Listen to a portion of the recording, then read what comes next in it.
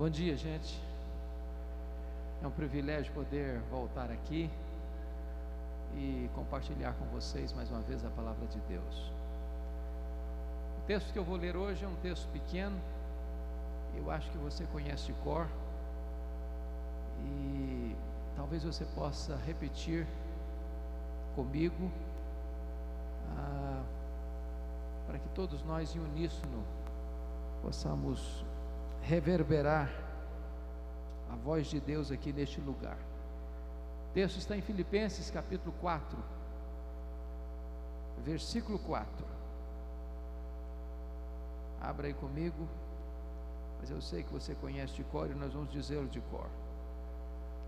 Só quero que você deixe sua Bíblia aberta comigo em Filipenses.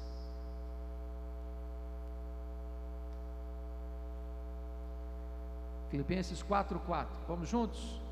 Alegrai-vos sempre no Senhor. Outra vez digo, alegrai-vos. Todos juntos? Alegrai-vos sempre no Senhor. Outra vez digo, alegrai-vos. Amém.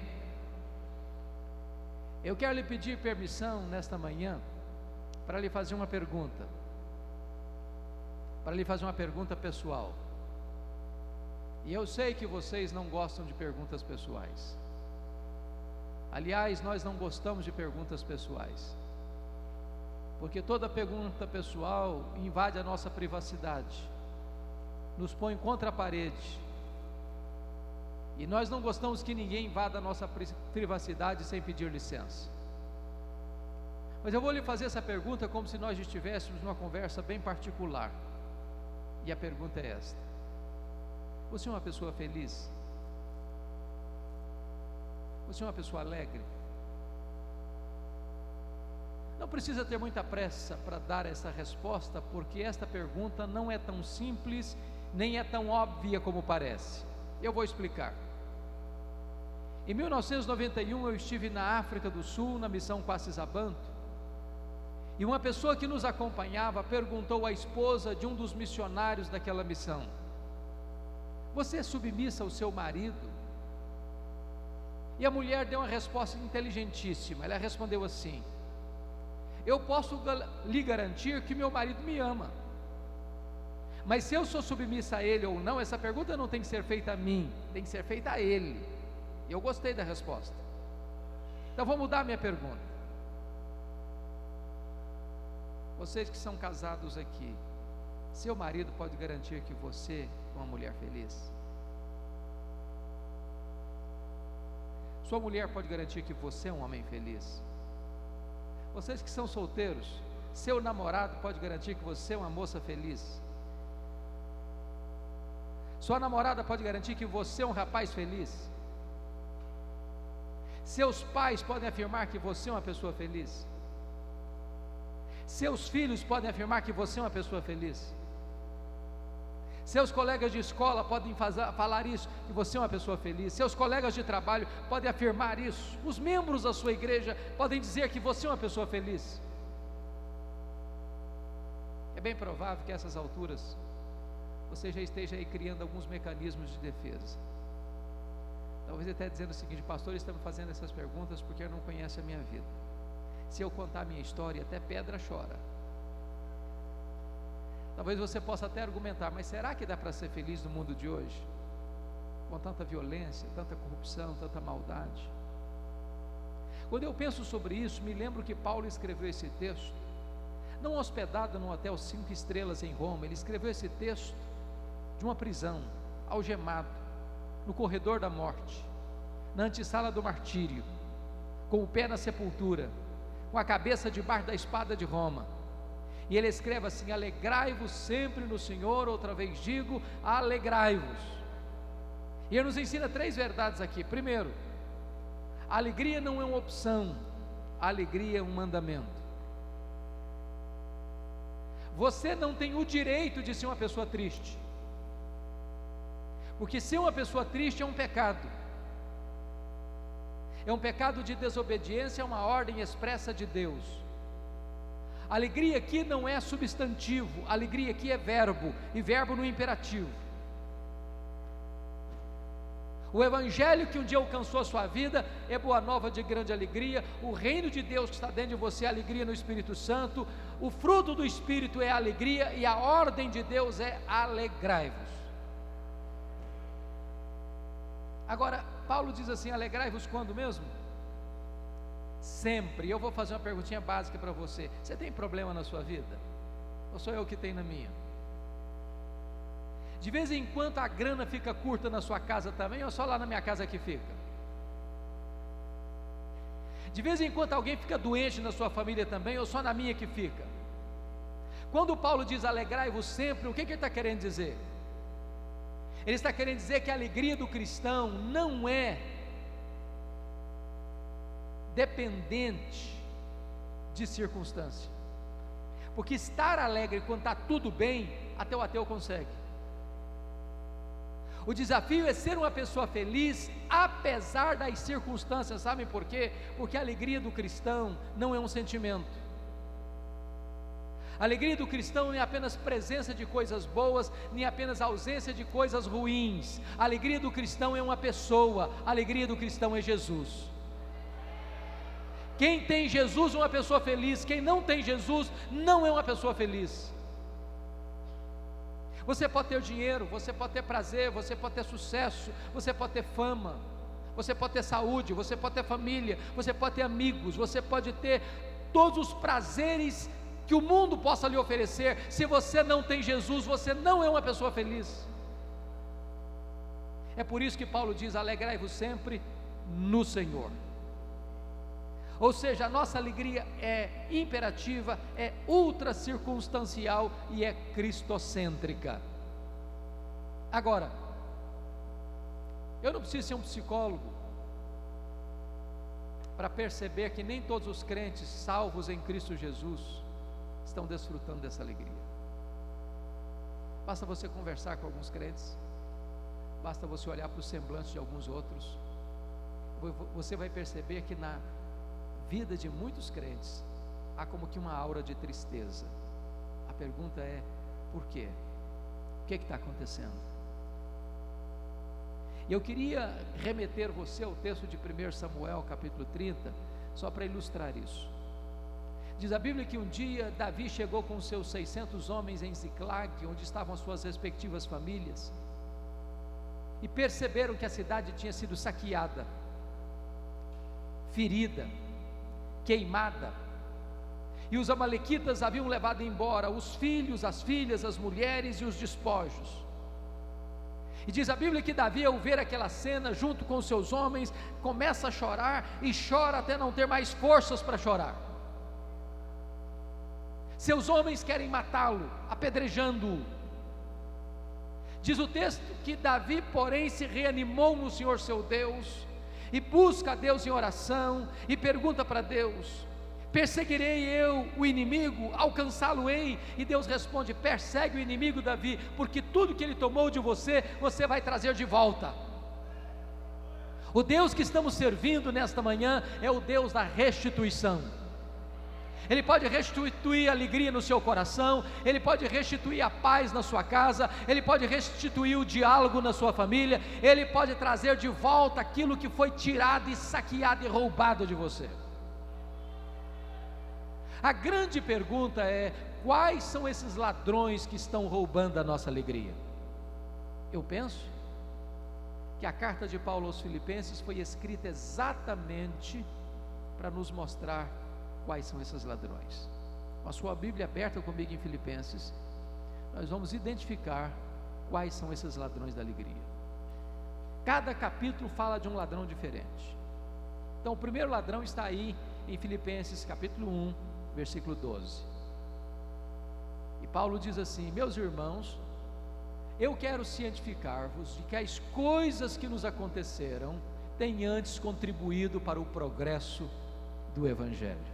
Preste atenção nessa expressão: as coisas que nos têm acontecido, ou as coisas que nos aconteceram, e as coisas que nos acontecem são as circunstâncias da vida, e as circunstâncias da vida são o primeiro ladrão da alegria. Sabem por quê?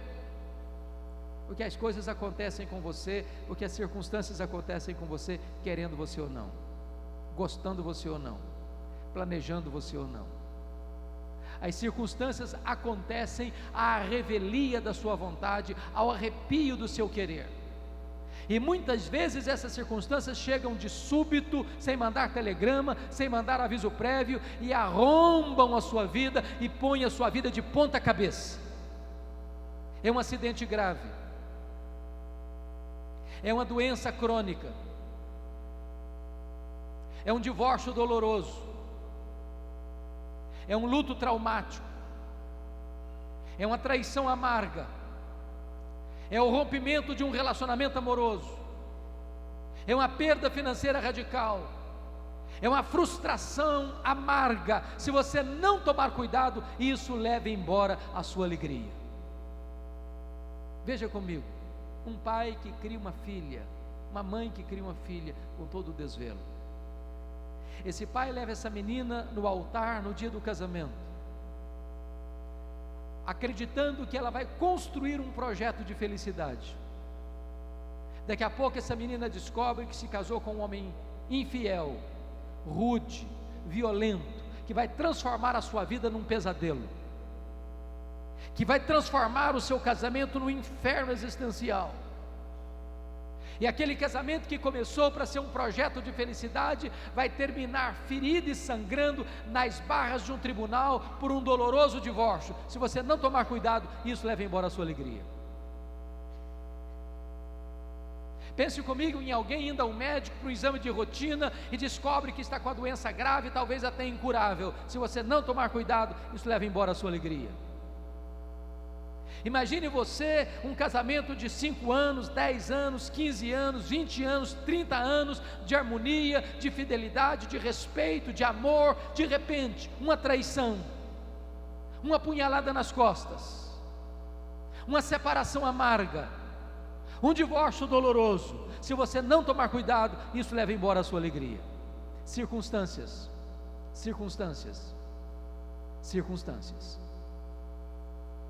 Quando o apóstolo Paulo diz assim: meus irmãos, eu quero que vocês saibam que as coisas que me aconteceram não roubaram minha alegria, mas contribuíram para o progresso do Evangelho. Eu preciso chegar para Paulo e perguntar: que coisas, Paulo, que aconteceram para você? Ele vai resumir para nós assim: eu fui perseguido em Damasco, eu fui rejeitado em Jerusalém, eu fui esquecido em Tarso, eu fui apedrejado em Listra, eu fui açoitado em Filipos, eu fui escorraçado em Tessalônica, eu fui enxotado de Bereia, eu fui chamado de tagarela em Atenas, eu fui chamado de impostor em Corinto, eu enfrentei feras em Éfeso, eu fui preso em Jerusalém, eu fui acusado em Cesareia, eu enfrentei um naufrágio para Roma, eu fui picado por uma cobra em Malta, eu cheguei em Roma preso e algemado. Mas eu quero que vocês saibam que as coisas que me aconteceram têm antes contribuído para o progresso do Evangelho. Esse homem não crê em acaso, esse homem não crê em determinismo, esse homem não crê em sorte, esse homem não crê em azar, esse homem não tem medo de olho gordo, esse homem não tem medo de sexta-feira 13, esse homem sabe que a mão de Deus dirige o seu destino. Porque ele estava preso, diz ele em Filipenses 1, a igreja foi mais encorajada a pregar. Ray Stedman, de saudosa memória, disse que é um método de crescimento de igreja que é infalível. Eu pessoalmente não gosto dele. Ele diz: você quer ver a igreja crescer? Bote os pastores na cadeia e a igreja crescerá. Paulo estava preso, e por causa disso a igreja se levantou para pregar. Porque Paulo estava preso, diz ele em Filipenses 1, ele evangelizou toda a guarda pretoriana, bem como os demais membros do palácio. Você pergunta: mas o que é essa guarda pretoriana? A guarda pretoriana era a guarda de elite do imperador romano César, Nero César. Eram 16 mil soldados de escol, gente da mais alta patente, gente que tinha influência no império, gente que trafegava pelos corredores do palácio. Durante 2 anos Paulo ficou preso, e 3 turnos por dia um soldado algemado a Paulo. O que é que Paulo fazia? Evangelho neles, evangelho neles, evangelho neles. Depois de 2 anos, toda a guarda pretoriana estava evangelizada, bem como os demais membros do palácio. É por isso que ele escreve em Filipenses 4:22: os santos vos saúdam, especialmente os da casa de César.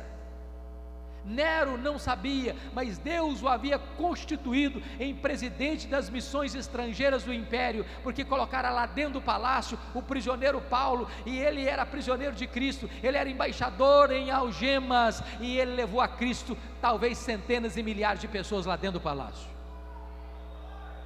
Porque Paulo estava preso, ele não podia visitar as igrejas. O que é que ele fez? Começou a escrever cartas. Efésios, Filipenses, Colossenses, Filemon, as cartas da primeira prisão. Preste atenção nisso. Se Paulo estivesse solto, talvez você não teria na sua Bíblia estas joias preciosas que abençoam o seu coração até hoje.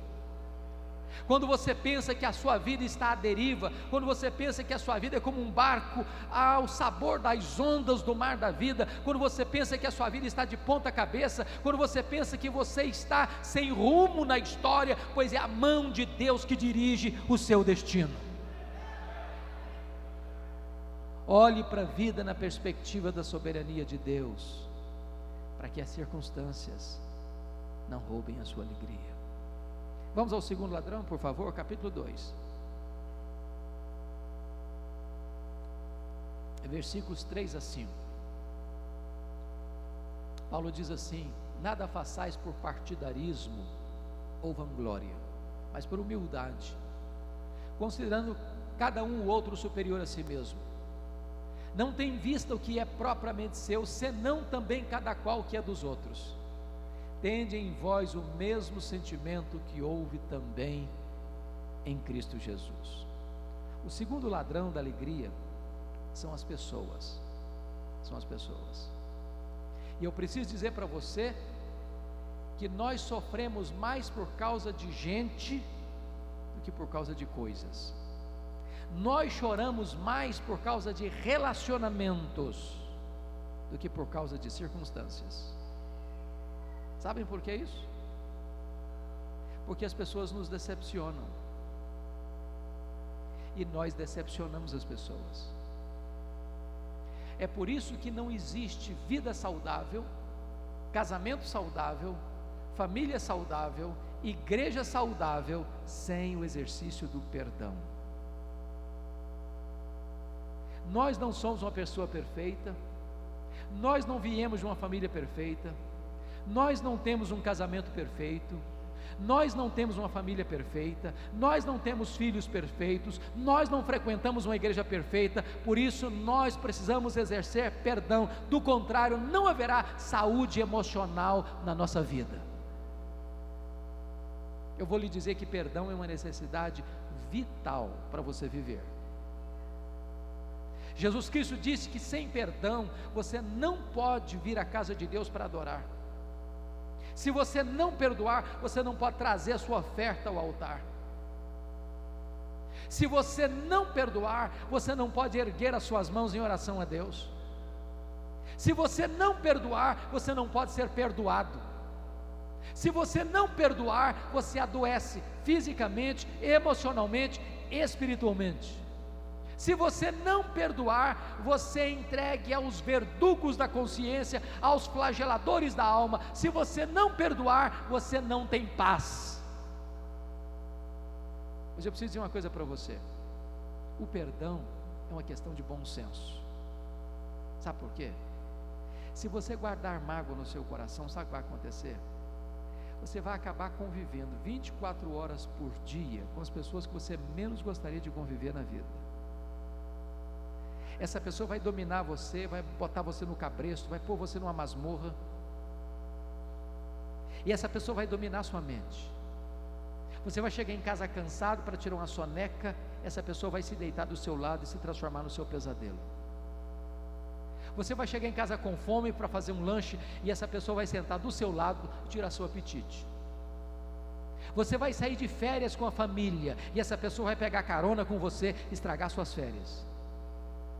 A única maneira de você ser livre é você perdoar. Guardar mágoa é a mesma coisa de você beber um copo de veneno pensando que o outro é quem vai morrer. Mágoa é autofagia, é autodestruição.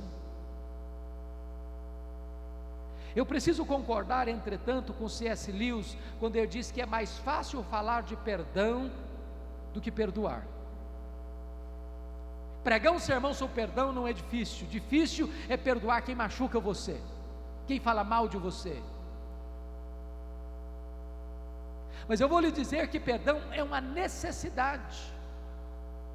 Eu vou lhe dizer mais, que perdão é maior do que a mágoa, é maior do que o ódio, é maior do que a sede de vingança, porque o perdão cura, porque o perdão liberta, porque o perdão restaura.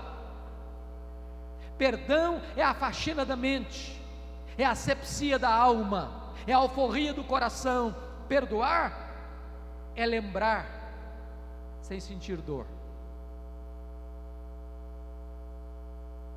Talvez a dor mais aguda que eu já senti na vida foi quando eu perdi um irmão assassinado com 27 anos de idade, assassinado pelo primo da sua mulher, com 11 golpes de faca, todos mortais. A dor foi tão avassaladora que quando eu recebi o telefonema, eu perdi a voz. Mas eu me lembro que quando eu recobrei as forças, a primeira palavra que Deus botou na minha boca foram essas: eu perdoo o assassino. Eu não tinha outra opção. Ou perdoava, ou adoecia. Ou perdoava, ou minha vida transformar-se-ia no inferno. Ou perdoava, ou teria que abandonar o ministério. Mas o perdão é maior do que o ódio. O perdão cura. O perdão restaura. O perdão liberta. Eu só fui entender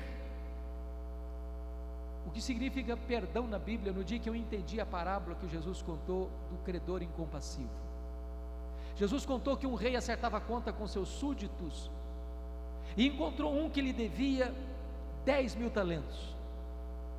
Não tendo com o que pagar, o rei mandou vender sua família.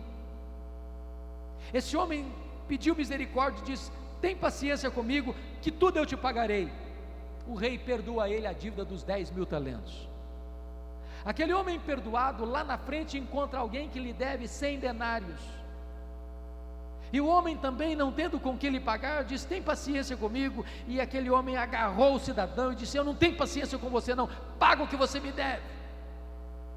O rei ficou sabendo disso, ficou irado, mandou chamá-lo e disse: servo malvado, eu lhe perdoei 10.000 talentos e não pudeste perdoar o teu conservo 100 denários, pois serás entregue aos flageladores até que pagues o último centavo. Jesus termina essa parábola dizendo assim: assim vosso Pai Celeste vos fará, se do íntimo não perdoardes uns aos outros. A parábola terminou e eu não entendi quase nada. Sabe por que eu não entendi quase nada? Eu não sei quanto vale 10.000 talentos, também não sei quanto vale 100 denários. Ficou dito pelo não dito, não entendi o que Jesus quis dizer. Deixa eu dizer uma coisa para você. Jesus contou aqui, não foi apenas uma parábola, ele contou aqui uma hipérbole. Nenhum judeu podia dever 10.000 talentos no primeiro século. O que são 10.000 talentos? Um talento são 35 quilos de ouro. 10.000 talentos são 350.000 quilos de ouro. Para você ter uma ideia, todos os impostos da Galileia, Pérea, Judeia e Samaria durante um ano eram 800 talentos. 10.000 talentos eram todos os impostos da nação durante 13 anos. Para você ter uma ideia, o salário de um trabalhador naquela época era 1 denário por dia. Para um homem juntar 10.000 talentos ganhando 1 denário por dia, ele teria que trabalhar 150.000 anos. Portanto, quando aquele homem diz: tem paciência comigo que tudo eu te pagarei, estava fazendo uma promessa que jamais poderia cumprir. O que significa isso? Significa que esse é o tamanho da dívida que Deus perdoa a você e a mim. A nossa dívida com Deus era e é impagável, mas Deus nos-la perdoou completamente. Louvado seja Deus. Só que lá na frente, aquele homem perdoado de 10.000 talentos, encontra alguém que lhe deve 100 denários. O que são 100 denários? 100 dias de serviço. Quem acabara de receber um perdão de 150 mil anos, não consegue liberar um perdão de 3 meses e 10 dias. Qual é a proporção de 10 mil talentos para 100 denários? 10 mil talentos são 600 mil vezes mais do que 100 denários. Quem acabara de receber um perdão 600 mil vezes maior, não consegue liberar um perdão 600 mil vezes menor. Sabe o que Jesus está querendo nos ensinar com essa parábola? Você nunca pode dizer: eu não perdoo fulano, eu não perdoo Beltrano, eu não perdoo ciclano, porque fui muito machucado, muito humilhado, muito ferido. Sabe o que a Bíblia ensina? Você e eu precisamos perdoar como Deus em Cristo nos perdoou. E você sabe como é que Deus nos perdoou? A Bíblia diz que Deus perdoa os nossos pecados e deles não mais se lembra. Talvez você me diga assim: pastor, eu estou encrencado exatamente nesse ponto, porque perdoar até que eu perdoo, mas esquecer eu não consigo. Eu vou lhe fazer uma pergunta honesta: não consegue mesmo? Não mesmo? Se você não consegue mesmo, eu tenho uma boa notícia para lhe dar. Isso significa que você não tem amnésia.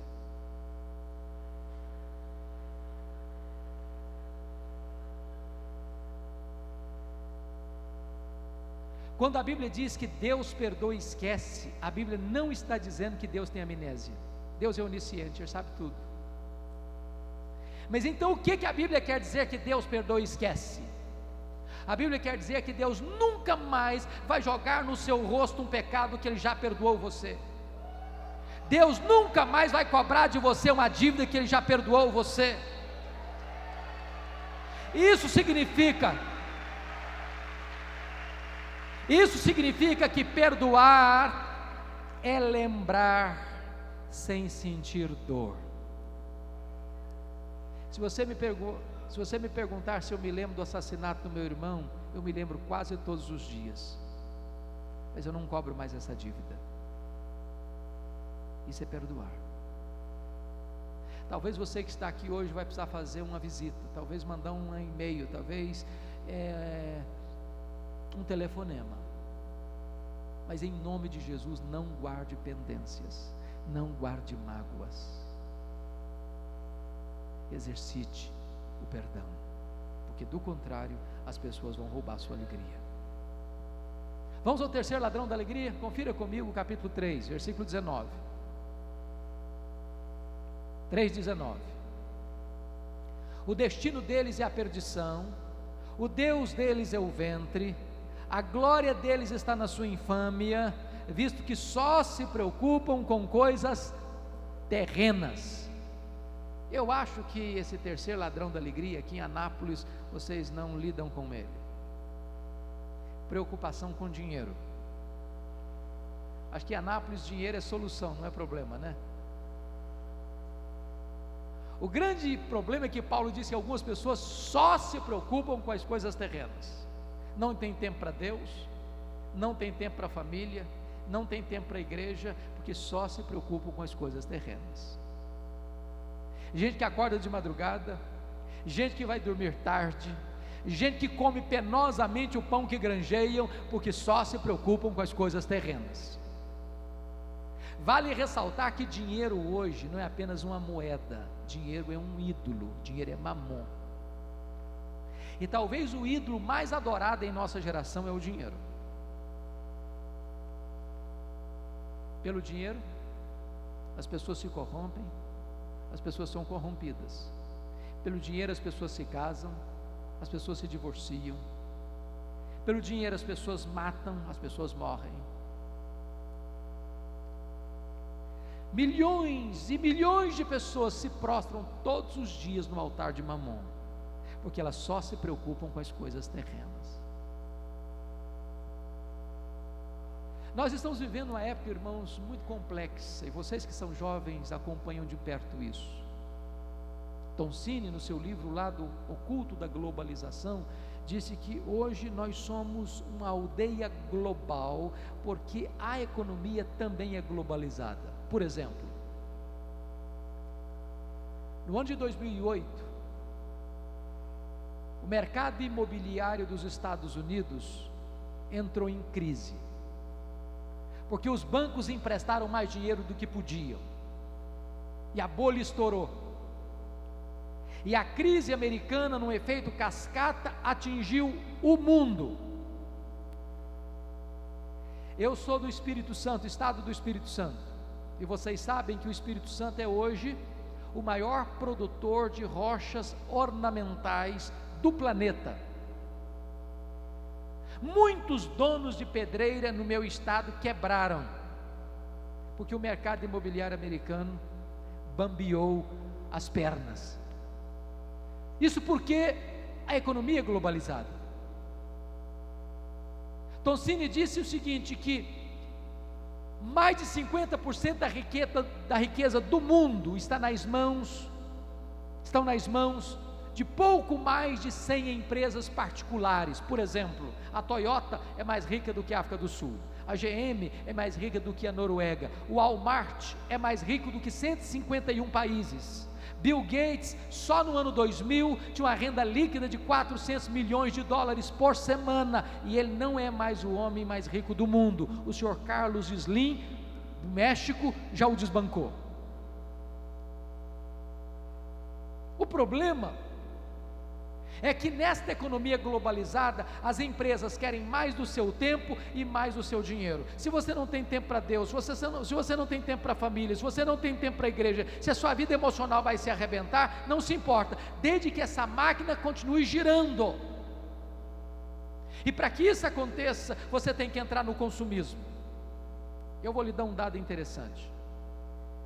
Na década de 50, quando alguns aqui já tinham nascido, nós consumíamos 5 vezes menos do que consumimos hoje.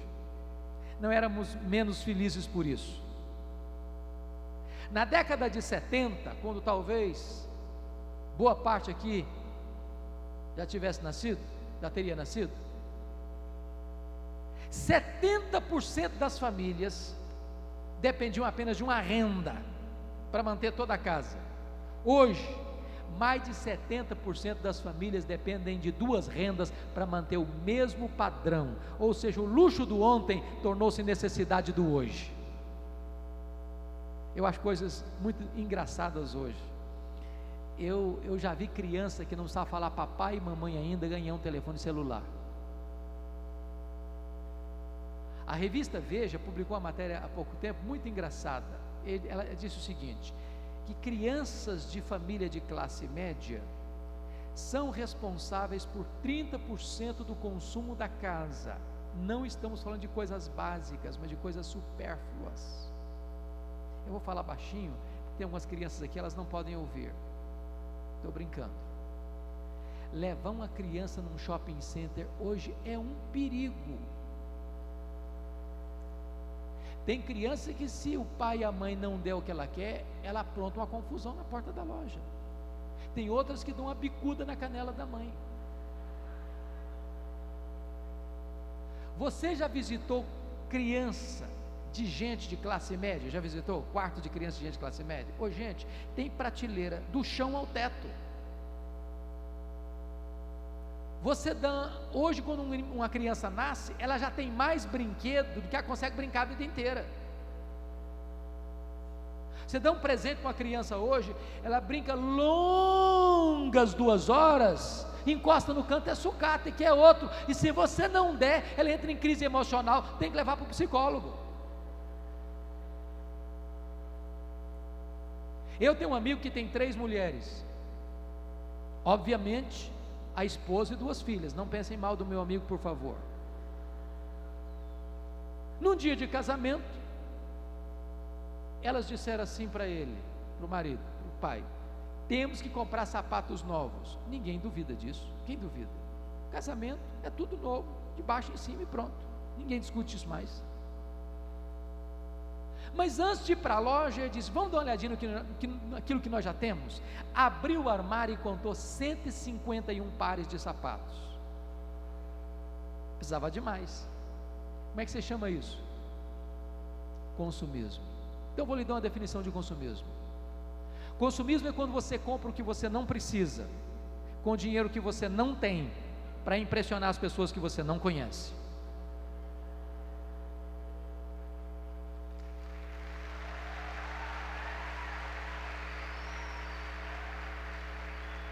O grande problema é que algumas pessoas só se preocupam com coisas terrenas. John Rockefeller foi o primeiro bilionário do mundo. Ele disse algo interessante, diz: a pessoa mais pobre que eu conheço é aquela que só tem dinheiro. Alguém já disse com propriedade que as pessoas mais felizes são aquelas que chegam em casa cheirando graxa e comem um bom prato de arroz com feijão e dormem a noite toda bem dormida. O apóstolo Paulo diz que aqueles que querem ficar ricos caem em tentação e cilada e atormentam a si mesmos com muitos flagelos. Tendo o que comer, o que beber e o que vestir, com isso estejamos contentes. Porque a piedade com contentamento é grande fonte de lucro. Nada trouxemos para este mundo, nada levaremos deste mundo. Agora, o amor do dinheiro é a raiz de todos os males. Com isso eu não estou dizendo que você não deve estudar para ter um trabalho melhor, para ter um salário melhor, para morar numa casa melhor, para morar num apartamento melhor, para andar num carro melhor. Não estou dizendo isso. Eu não estou dizendo que você não deva ter projetos financeiros. Não é isso que eu estou dizendo. O que eu estou dizendo é que se você botar o seu coração no dinheiro, você nunca vai ser feliz. Porque dinheiro não satisfaz a sua alma, porque dinheiro não preenche o vazio do seu coração. Na verdade, o dinheiro não pode fazer você feliz. A felicidade está em Deus. Só Deus pode fazer você uma pessoa feliz.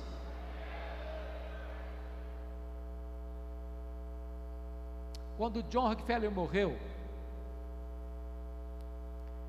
esse primeiro bilionário do mundo, um curioso foi ao cemitério, encostou no contador de John Rockefeller e perguntou assim: e aí, camarada, quanto é que o doutor John Rockefeller deixou? E o contador disse: ô camarada, ele deixou tudo aí, ele não levou nenhum centavo. Você já viu caminhão de mudança em enterro? Você já viu gaveta em caixão? Você já viu bolsa em mortalha? Não faça do dinheiro o centro da sua vida, porque se você colocar o dinheiro como fonte da sua felicidade, eu vou lhe dizer que você nunca poderá ser feliz, porque a felicidade não está no dinheiro, a felicidade está em Deus, a felicidade está em Jesus. Vamos ao último ladrão da alegria, por favor, capítulo 4, versículos 6 e 7.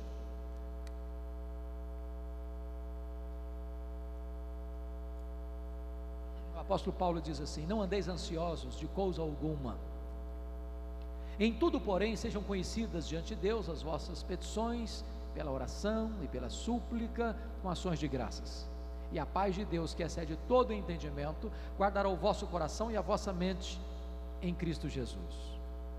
O último ladrão da alegria é a ansiedade, e eu queria lhe fazer uma perguntinha: você conhece alguma pessoa ansiosa?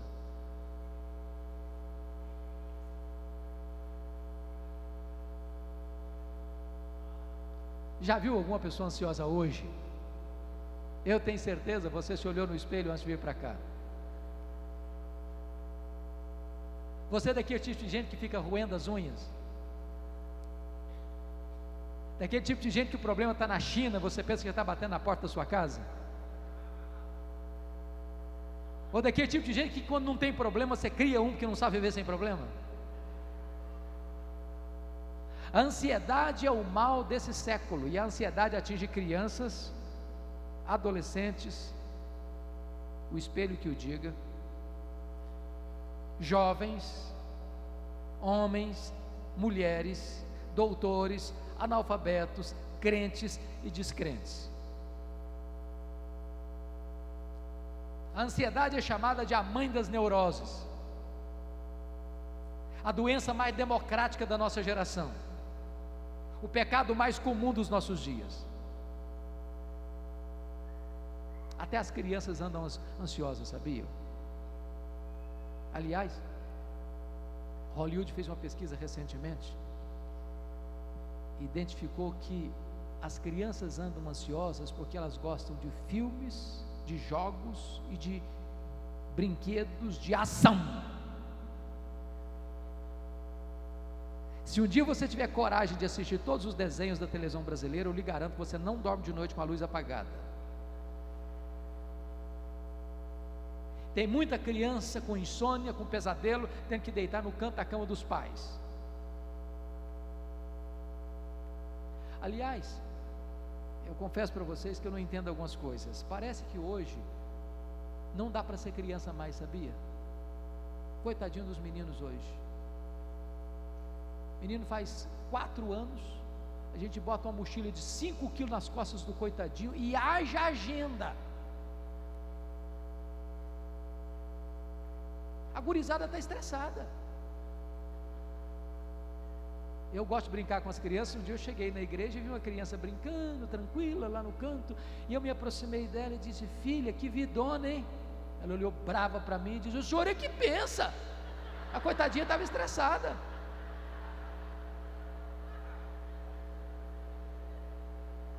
Ansiedade. Jesus Cristo disse que a ansiedade é inútil. Inútil, sabe por que é inútil?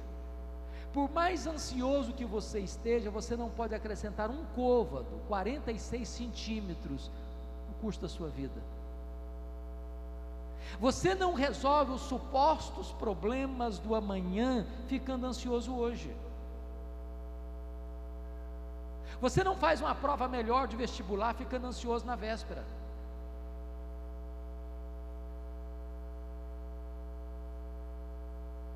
Mais do que isso, Jesus Cristo diz que a ansiedade, além de inútil, ela é prejudicial. Por que prejudicial? Porque a ansiedade é pré-ocupação. O que é pré-ocupação? É eu me ocupar de uma coisa antes da hora. Eu sofrer antecipadamente. E estatisticamente, 70% dos assuntos que nos deixam ansiosos nunca vão acontecer. Nunca. Aí a gente sofre desnecessariamente. E se acontecer, vão sofrer 2 vezes. Quando eu estudava no seminário de Campinas, em São Paulo, um dia eu levantei para tomar água, o bebedor ficava no corredor, e eu, atravessando, vi a porta do quarto de um colega aberta. Quando eu vi a porta aberta, olhei e ele estava chorando, mas convulsivamente. Eu entrei apressadamente e perguntei: o que está acontecendo com você? Alguém morreu na sua família? E ele disse: não, eu estou com medo da minha mãe morrer. Eu falei: mas em que hospital que ela está? Qual o problema que ela tem? Ele disse: não, ela não está doente não, eu só estou com medo de ela morrer um dia. Eu falei: camarada, deixa sua mãe viver. Tem 30 anos isso, a mulher está viva até hoje.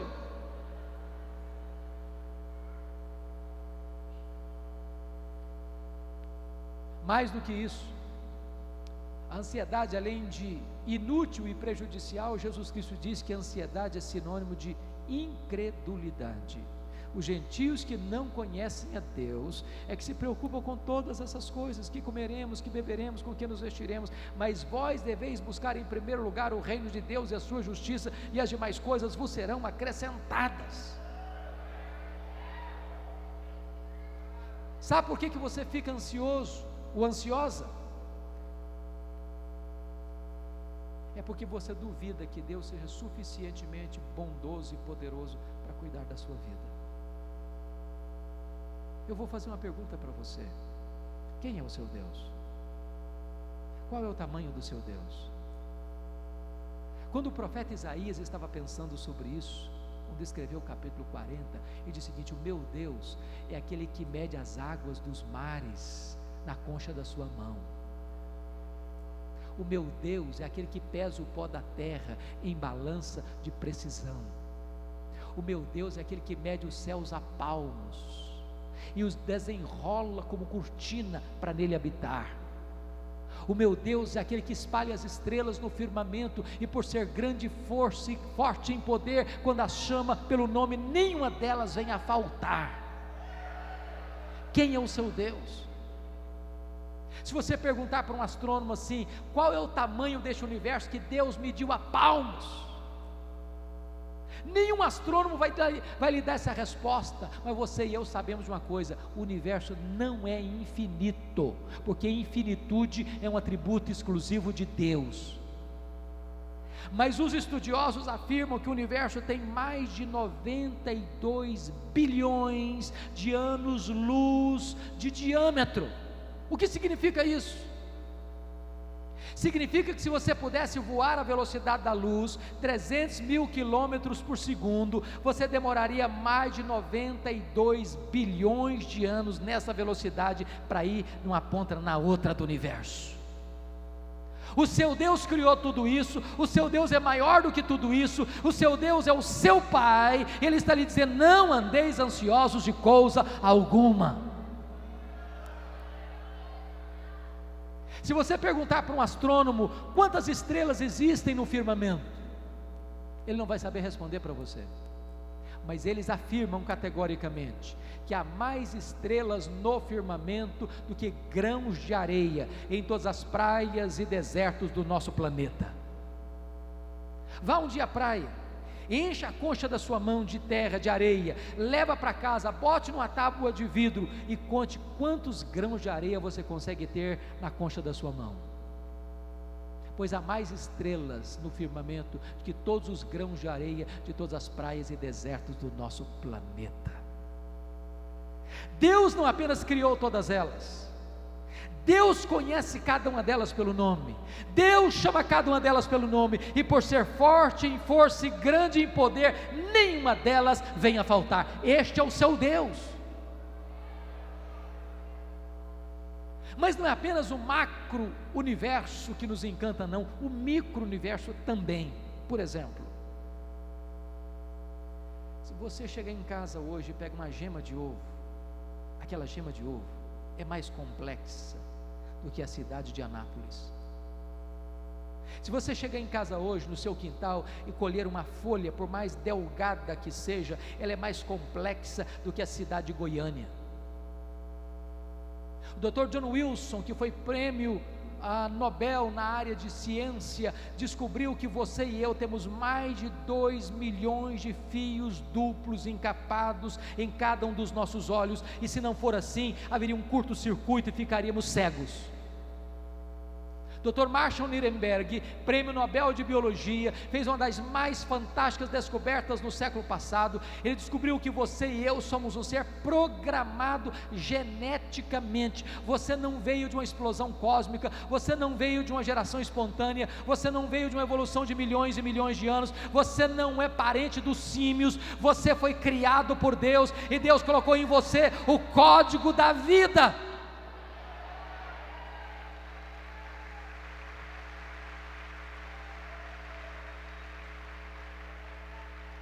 O Dr. Marshall Nirenberg descobriu que você e eu temos em torno de 60 trilhões de células vivas no nosso corpo. Descobriu mais, que em cada uma dessas células nós temos em torno de 1,70 m de fita DNA, onde estão gravados e computadorizados todos os nossos dados genéticos, a cor dos nossos olhos, a cor do nosso cabelo, a cor da nossa pele, o nosso temperamento. Se você espichar a fita DNA do seu corpo, você tem 102 trilhões de metros de fita DNA, você tem 102 bilhões de quilômetros de fita DNA no seu corpo. Daria para dar diversas voltas no sistema planetário.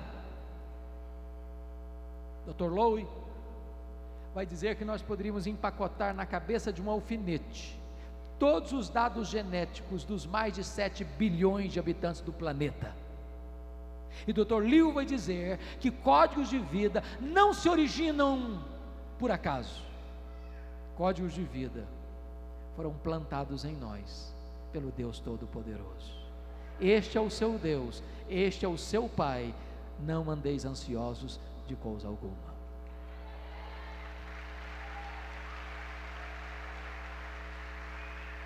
Você quer ser curado da ansiedade? Você quer se ver livre desse mal? Você quer viver de uma forma feliz, abundante, confiante, serena? Paulo dá o remédio. Ele diz assim: não andeis ansiosos de coisa alguma. Em tudo, porém, sejam conhecidas diante de Deus as vossas petições pela oração e pela súplica, com ações de graças. Eu só chamo a sua atenção para entender um ponto importante aqui. Paulo está falando de três coisas. Oração no grego aí é a mesma palavra para adoração. Então ele está falando de três coisas. Ele está falando de adorar a Deus, de pedir a Deus e de dar graças a Deus para curar a ansiedade. Deixa eu fazer uma perguntinha agora. Você sabe qual é a diferença entre adorar a Deus e dar graças a Deus? Você adora a Deus por quem Deus é, e você dá graças a Deus pelo que Deus faz. Então eu vou fazer uma oração de adoração agora, é o que Paulo está mandando fazer para curar a ansiedade.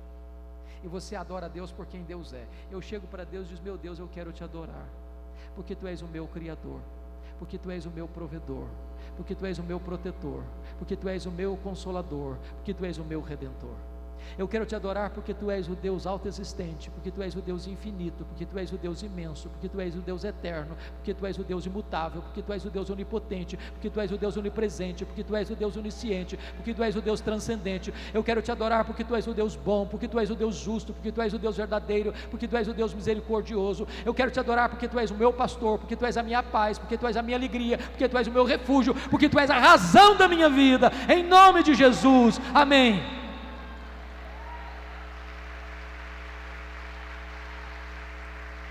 Imagine você, depois de terminar essa oração, dizer assim para Deus: mas Deus, eu estou tão ansioso, Senhor.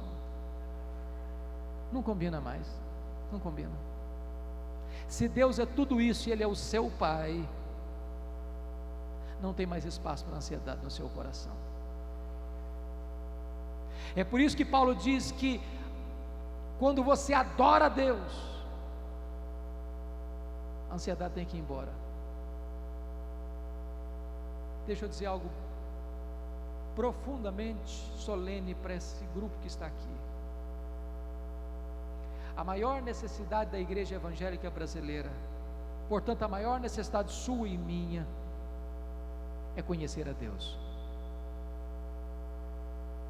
O profeta Daniel diz que o povo que conhece a Deus é um povo forte.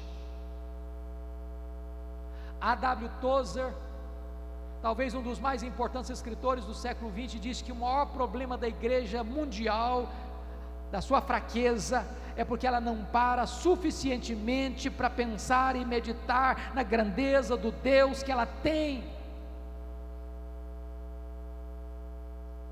Quando você conhece a Deus, a ansiedade tem que bater em retirada da sua alma, e em lugar da ansiedade, diz a Bíblia, que vem a paz de Deus, que excede todo entendimento, para guardar a sua mente e guardar o seu coração. Sabem por quê? Porque a ansiedade é um pensamento errado e um sentimento errado, e a palavra guardar aí no grego é montar guarda, é montar sentinela. Quando a ansiedade quer entrar, há uma soldadesca divina, há uma muralha divina, protegendo a sua cabeça, protegendo o seu coração, protegendo a sua razão, protegendo os seus sentimentos, e a ansiedade não pode entrar mais. É por isso que Paulo podia dizer de uma cadeia: alegrai-vos sempre no Senhor. Outra vez digo, alegrai-vos.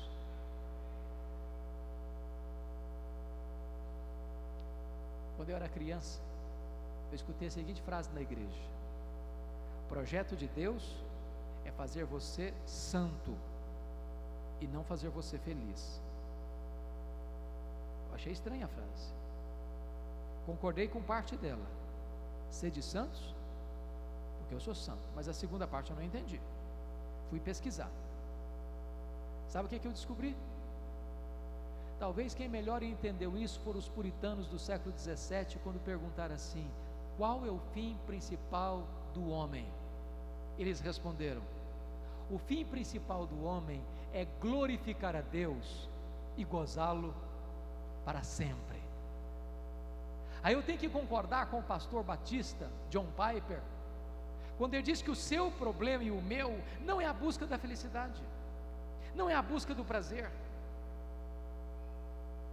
O nosso problema é contentar-nos com a felicidade pequena demais, limitada demais, terrena demais, quando Deus nos criou e nos salvou para a maior de todas as felicidades, a felicidade de conhecê-lo, de amá-lo, de glorificá-lo, de fruí-lo, porque é na presença de Deus que tem plenitude e alegria, é na destra de Deus que tem delícias perpetuamente.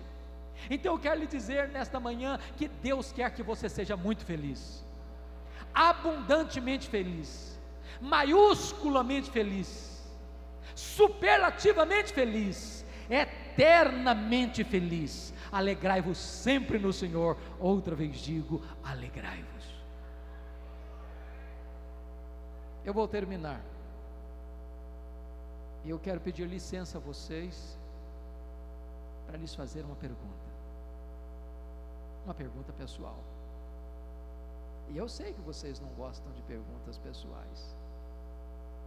Aliás, nós não gostamos de perguntas pessoais, porque toda pergunta pessoal invade a nossa privacidade, toda pergunta pessoal nos põe contra a parede, e nós não gostamos que ninguém invada a nossa vida sem pedir licença. Mas eu vou lhe fazer essa pergunta como se nós estivéssemos numa conversa bem particular, e a pergunta é esta: você é uma pessoa feliz? Você é uma pessoa alegre? Você quer tomar posse desta alegria de Deus para a sua vida? A alegria do Senhor é a nossa força. Hoje Deus quer tirar o espírito angustiado e cobrir você com vestes de louvor. Hoje Deus quer batizar você com o óleo da alegria.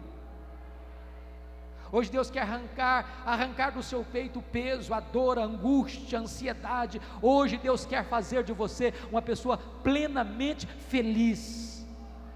Você quer isso para a sua vida? Eu quero orar com você. Se você quer essa alegria para a sua vida, e essa alegria é Jesus, Ele é a nossa alegria. Onde você estiver, ponha-se em pé. Se é isso que você deseja, eu vou orar em seu favor.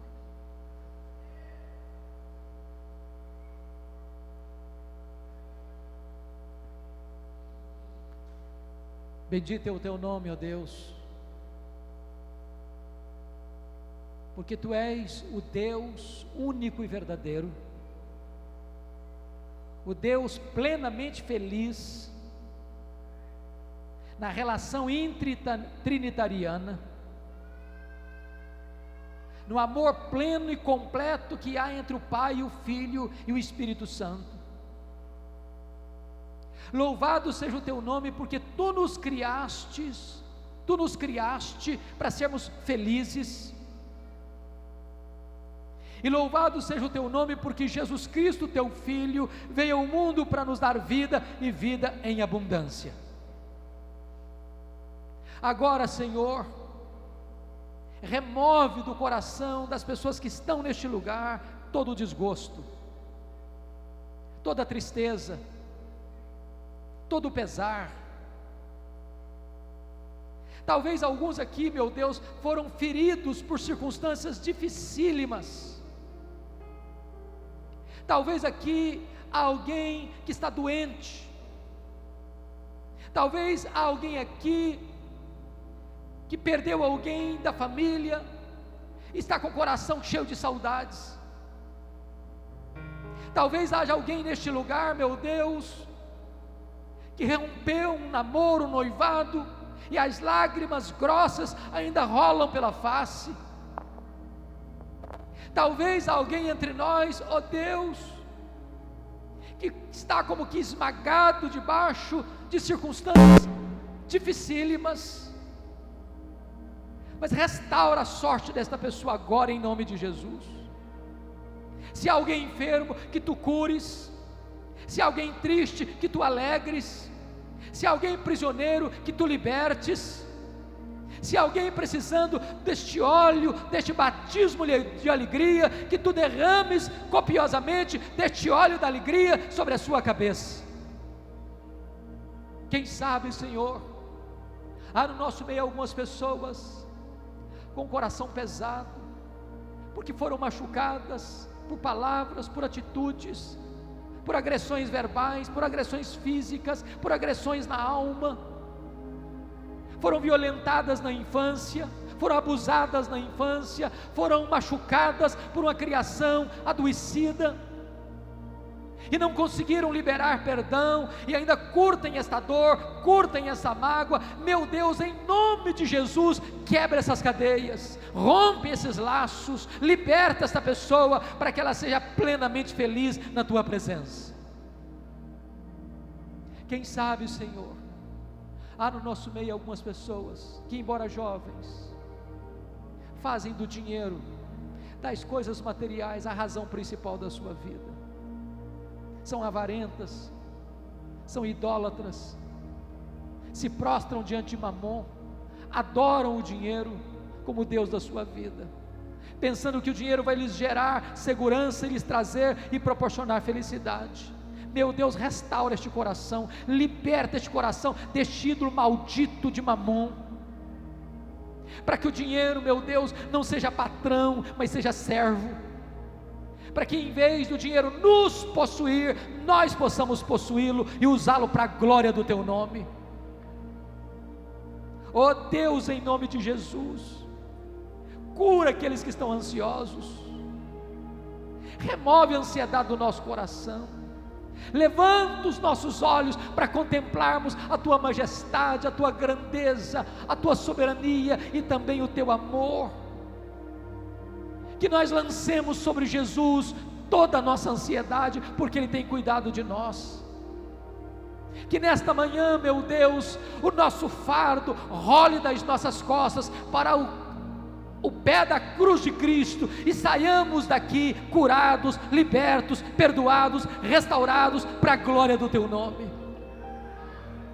Ó Deus, visita esta juventude com o poder do teu Espírito, e levanta, meu Deus, uma geração jovem, comprometida com Jesus, comprometida com a tua palavra, comprometida com a santidade. Reveste, meu Deus, a tua igreja com o poder do teu Espírito, para que ela possa ser uma tocha acesa em tuas mãos, para que seja um exército vivo a anunciar Jesus Cristo a este mundo que está em trevas. Fende os céus, meu Deus, e derrama sobre nós, copiosa e poderosamente, as torrentes do teu Espírito. Visita-nos, restaura-nos, alegra-nos para o louvor da tua glória, em nome de Jesus. Aleluia, amém e amém. Deus abençoe o seu coração.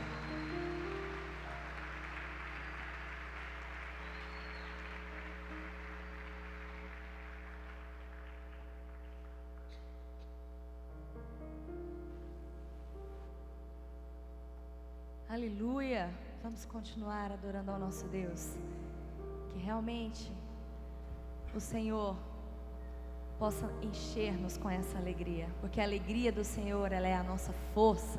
Aleluia.